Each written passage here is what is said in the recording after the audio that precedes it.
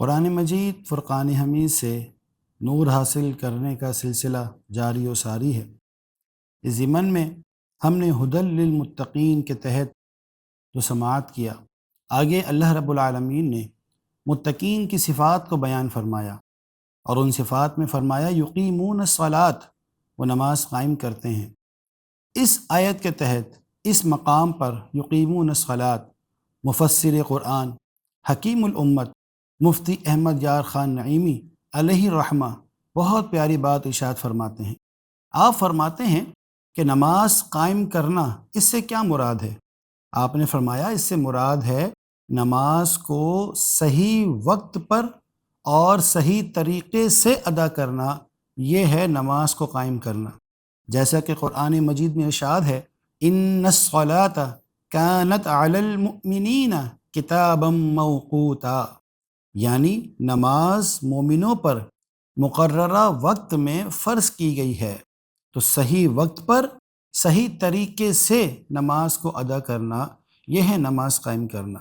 اور اس کے بعد جو آپ نے بات ارشاد فرمائی، وہ کیا ہی خوب بات ہے، بہت پیارا نکتہ فرماتے ہیں نماز پڑھنا اصل کمال نہیں، اصل کمال یہ ہے کہ نماز کو قائم کیا جائے۔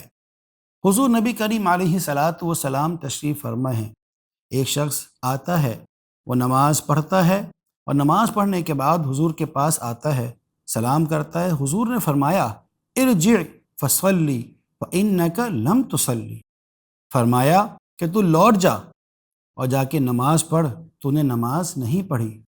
وہ شخص جاتا ہے، پھر نماز پڑھتا ہے، پھر آتا ہے، حضور پھر اس سے یہی فرماتے ہیں، حتیٰ کہ 3 مرتبہ حضور علیہ الصلاۃ والسلام نے اس سے یہ بات ارشاد فرمائی۔ وہ شخص نماز تو پڑھ کر آیا تھا، لیکن کیونکہ نماز خشوع اور خضوع کے ساتھ، یعنی صحیح طور پر رکوع ادا کرنا، صحیح طور پر سجدے کو ادا کرنا، اس طرح نماز اس نے ادا نہیں کی، تو حضور نے فرمایا کہ تو لوٹ جا، تو نے نماز نہیں پڑھی۔ تو غور کیجئے پیارے بھائیوں، تو نماز قائم کرنا یعنی صحیح طریقے سے نماز کو ادا کرنا۔ یہاں پر میں ان لوگوں کے لیے بھی یہ بات کہوں گا، نصیحت ہی سمجھ لیں کہ وہ لوگ اس بات کی طرف غور کریں، اگر آپ کسی کو یہ بات سمجھائیں کہ میرے بھائی آپ نے نماز صحیح ادا نہیں کی، آپ نماز صحیح ادا کریں تاکہ قبول ہو، اللہ قبول نہیں فرمائے گا، تو یقیناً وہ آپ کو یہی جواب دے گا، آپ کون ہوتے ہیں بولنے والے، یہ میرا اللہ کا معاملہ ہے، اللہ میری نماز قبول فرمائے گا۔ یقیناً اللہ ہی نماز کو قبول فرمانے والا ہے۔